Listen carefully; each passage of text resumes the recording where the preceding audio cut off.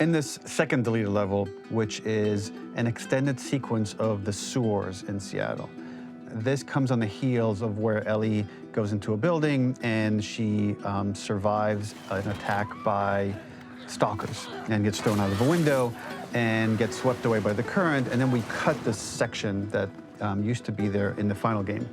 Now you will get to play it. So this was a way to get a bit more interesting puzzles, interesting traversal, figure out how Ellie can navigate the sewers with the fighting current. Ultimately, with a lot of these levels and these sequences, the reason why we cut them were for pacing purposes. But here it is for you in this very kind of raw form that part of it will feel finished, parts of it will feel like assets are missing as far as audio, animation won't be final, but it's a glimpse into what a game looks like when it's months away from finishing. Enjoy.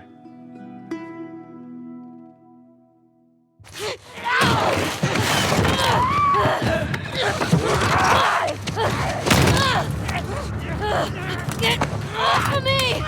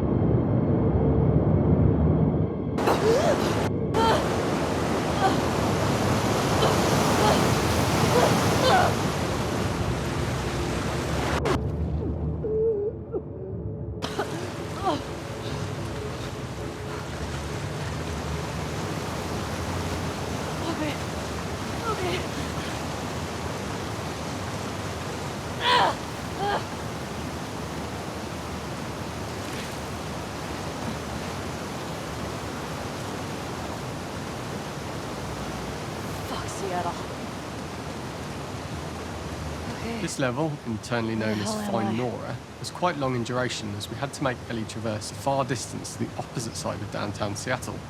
The sewer section was originally longer than what we released the game with, approximately 10 minutes more.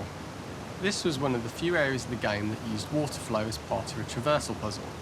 The player has to go upstream to use the current to get to the platform to reach the other side. We mostly cut this mechanic game-wide, however it remained in essence in the section swimming to the aquarium as Ellie when you were avoiding the waves.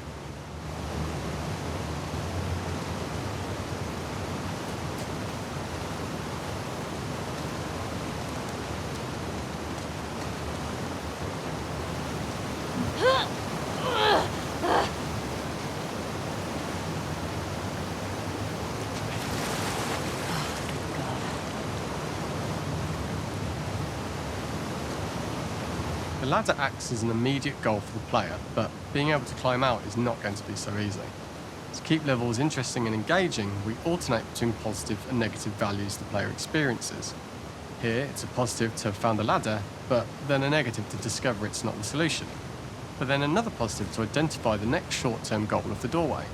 By alternating between these opposing values, we give players what they expect, but not how they expect it.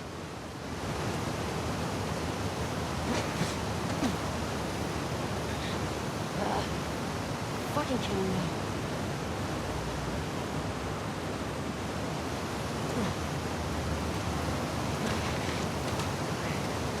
Okay. Gotta be another way out.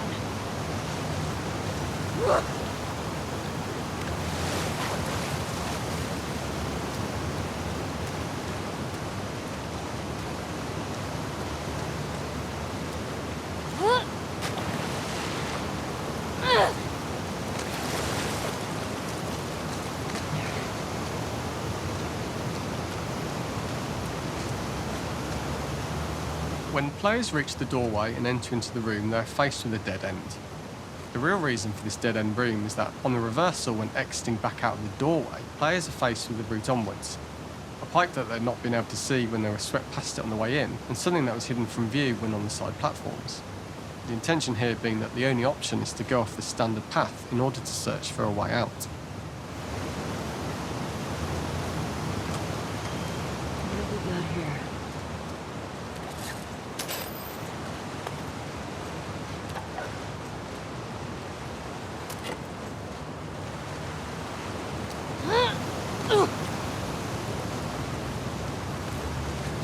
get me the hell out of here.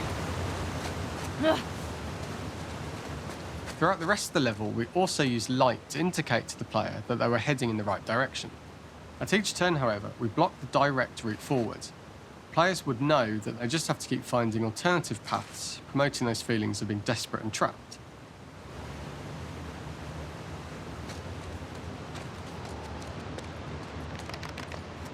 We slowly introduced the player to consider climbing into smaller pipes and crouching in these tight spaces. This is to slowly build up to, and encourage, the player to climb into such a small pipe that they'd have to be crawling on their stomach, which is something that the player previously may not have recognised as a playable space, let alone the desired route they need to take. Up and out. Just keep going up and out. We added a tiny space just to reward the player's exploration with a pickup item, and we made sure it was something that made sense that you'd find in this area. A canister and all the garbage that had been washed into the sewers from the surface. We loved the idea of making Ellie prone through a tiny, dirty pipe in order to get out, as it was a great opportunity to use our prone mechanic. A unique camera setup was created to support crawling in these pipes, as the standard prone camera is much higher above the player.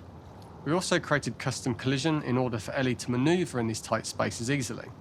Initially, the oblong collision capsule around her character caused issues crawling around corners. We put extra effort into the custom corner collision, so the movement experience is as smooth as the main game. Fuck. Okay. Don't lose your shit, Ellie.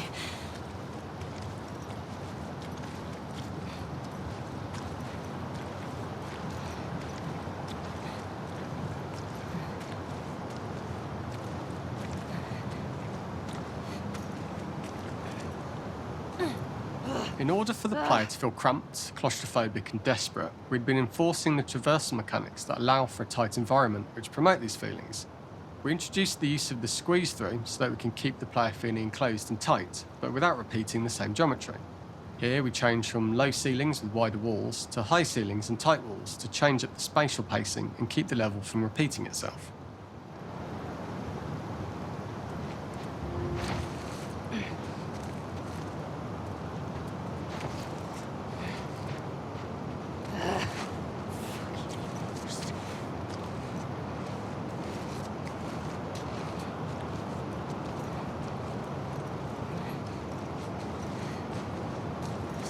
Shitty place to die.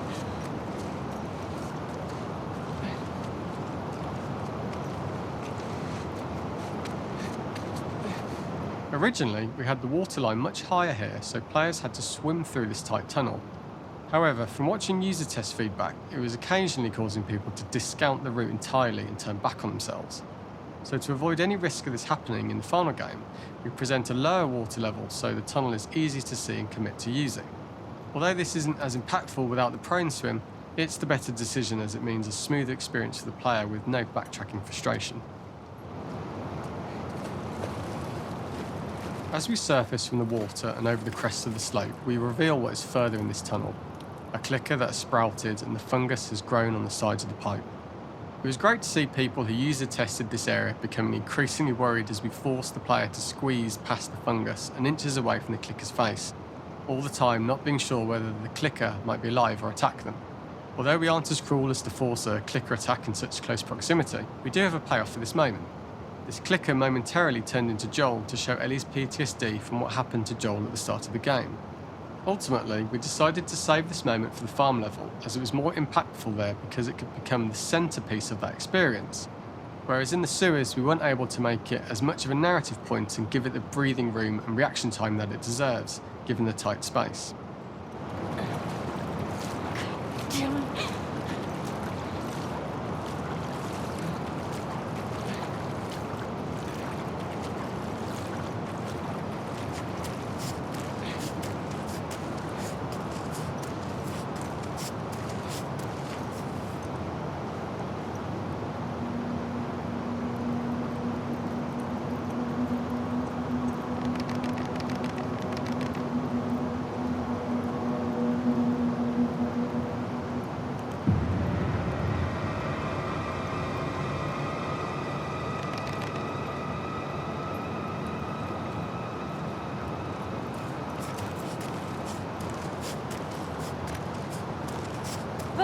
Oh, shit!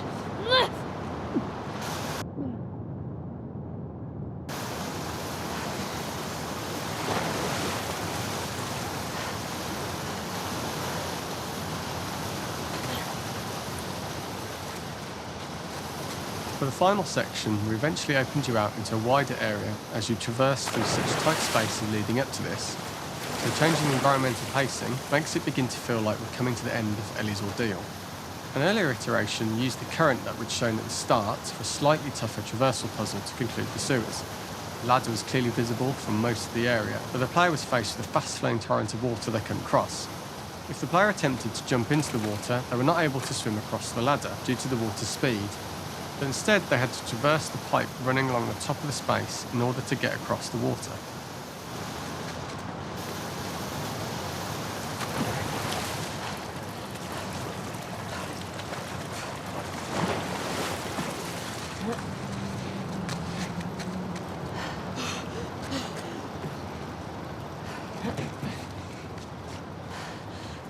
Using this pipe was retained in the iteration we shipped with, as it's the last of the extreme methods Ellie has to undergo in order to escape the sewers, and what she will go through in her pursuit of revenge.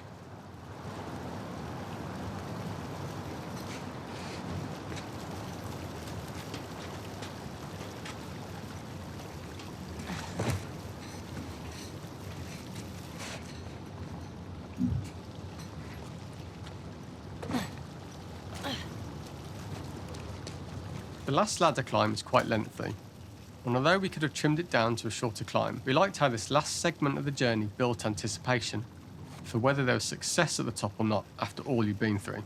Ultimately, the ladder exits out into the subway station, which is how it connects in the final game.